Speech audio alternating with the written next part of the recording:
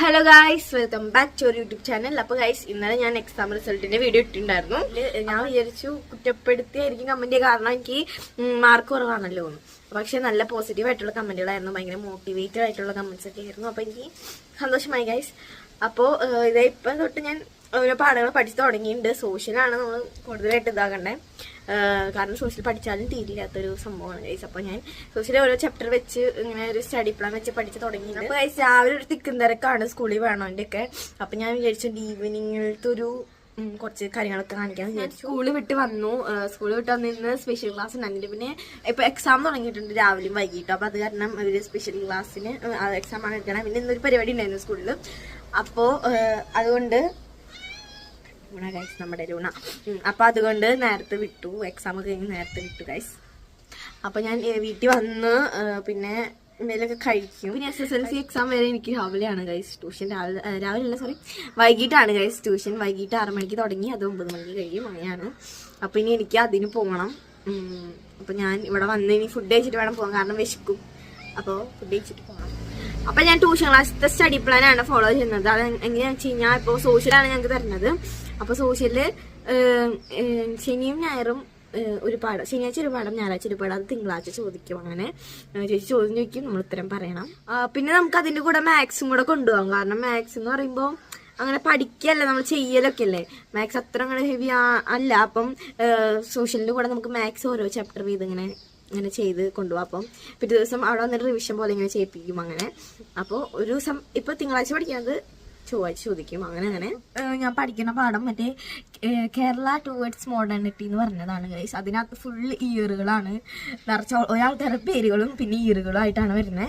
അപ്പൊ അത് പഠിക്കാൻ എന്റെ തലയിൽ ഇയറുകളൊന്നും ഇരിക്കണില്ല ഗൈസ്, എന്താണെന്നറിയില്ല. അതാണ് എന്റെ പ്രശ്നം. എനിക്ക് ഇയറുകളൊക്കെ അങ്ങോട്ടും ഇങ്ങോട്ട് തെറ്റാ, പിന്നെ ഓർമ്മ കിട്ടണില്ല. ആ ഇയർ കുറേ ഇയറുകളുണ്ട് അതിനകത്ത്, എൻ്റെ തീരില്ല, അത്രയ്ക്കുണ്ട്. അപ്പം അത് കുറച്ച് പ്രശ്നമുള്ള പാടാണ്. അത് എന്നെ പഠിച്ചു കഴിഞ്ഞു, എന്നാലും ഇയറുകളാണ് പ്രശ്നം ഗൈസ്. അപ്പം ഇന്നലെ ചോദ്യം ചോദിച്ചിട്ട് കിട്ടിയില്ല. അപ്പം ഇന്നും ചോദ്യം ചോദിക്കും, കിട്ടും.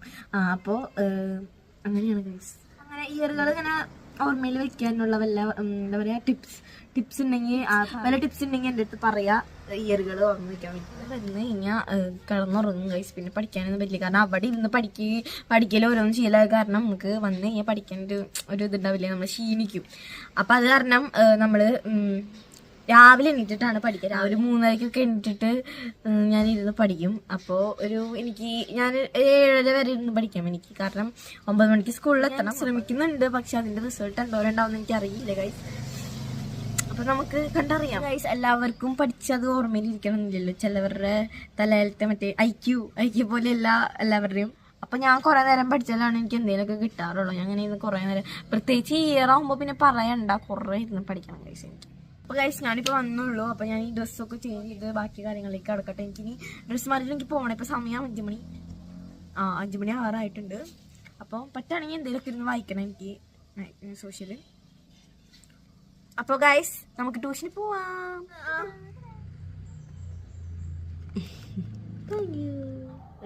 എന്റെ മമ്മ കുറെ നാളായിട്ട് ഭയങ്കര സ്കിൻ കെയറിങ്ങാണ് ഗൈസ്. അപ്പൊ സ്കിൻ കെയറിന് വേണ്ടി മമ്മ ഇപ്പൊ ഒരു സിറം യൂസ് ചെയ്യുന്നുണ്ട്. അപ്പൊ അതിനെ പറ്റി ഞാൻ പറയാമെന്ന് വിചാരിച്ചു. അപ്പൊ അതിനെ പറ്റിയാണ് ഞാൻ പറയാൻ പോകുന്നത്. നമ്മുടെ ഡോക്ടർ ഷേത്തിന്റെ ഒരു ചാലഞ്ചിങ് പ്രൊഡക്റ്റ് ആണ് കേട്ടോ ഇപ്പൊ ഇൻട്രൊഡ്യൂസ് ചെയ്തിട്ടുള്ളത്.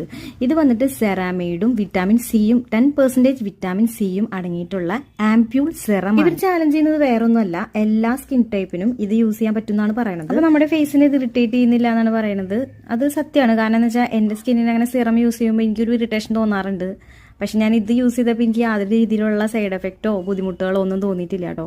അടിപൊളി സംഭവമാണ്. അതുകൊണ്ടാണ് നമ്മൾ വീഡിയോയിൽ കാണിക്കാമെന്ന് വിചാരിച്ചത്. പിന്നെ ഇതിന്റെ എടുത്ത് പറയേണ്ട ഫീച്ചർ എന്ന് പറഞ്ഞാൽ ഇതിന്റെ ഇൻഗ്രീഡിയൻസ് തന്നെയാണ്. 10% വിറ്റാമിൻ സിയും സെറാമൈഡും ആണ് അടങ്ങിയിട്ടുള്ളത്. വിറ്റാമിൻ സി നമ്മുടെ ഫേസിൽ നല്ല ബ്രൈറ്റൻ ആക്കാൻ വേണ്ടിയിട്ട്, നമ്മുടെ സ്കിൻ നല്ല ബ്രൈറ്റൻ ആക്കാൻ വേണ്ടി ഹെൽപ്പ് ചെയ്യും കേട്ടോ.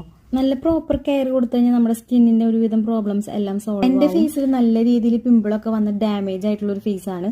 അപ്പൊ നമ്മുടെ ഈ സിറത്തിലെ രണ്ടാമത്തെ ഇൻഗ്രീഡിയൻസ് എന്ന് പറഞ്ഞു കഴിഞ്ഞാൽ സെറാമൈഡ് സ്ട്രെങ്തൻ തരും, പിന്നെ റിപ്പയർ ചെയ്യാണ്. ആ ഒരു ഡ്യൂട്ടിയാണ് സെറാമൈഡ് ചെയ്യുന്നത്.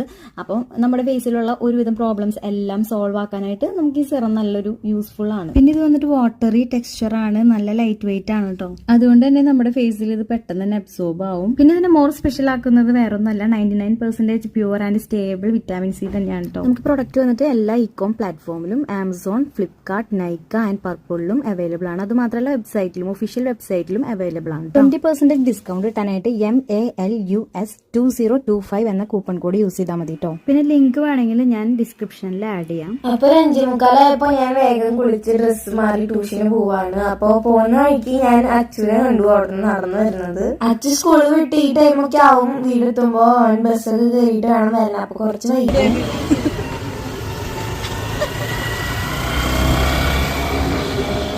ഞാൻ ട്യൂഷൻ കഴിഞ്ഞ് വന്നു. ഇപ്പൊ തന്നെ വന്നിട്ടുള്ളൂ. ഇപ്പൊ സമയം 10 മണിയായി ഗൈസ്. 10 മണിയായി. അപ്പോ ഇനി ഞാൻ കിടന്നുറങ്ങും. ഇനി നാളെ രാവിലെ എണീറ്റിട്ടാണ് പഠിക്കാം. വന്ന് ഞാൻ ഫുഡൊക്കെ കഴിച്ചു. അപ്പോഴേക്കും സമയം ഇത്രയും. ഇന്ന് 9:05 കഴിഞ്ഞിട്ടാണ് ഇന്ന് വിട്ടത്. അപ്പോ 9:15 ആവാറായി ഗൈസ്. അപ്പൊ വന്ന് ഞാൻ ഫുഡ് കഴിച്ചു. ഞാൻ ഇനി ഉറങ്ങാൻ പോവാണ്. അപ്പൊ ഇനി നമുക്ക് 4-5 മണിക്കൂർ ഉറങ്ങാൻ പറ്റുള്ളൂ ആകെ.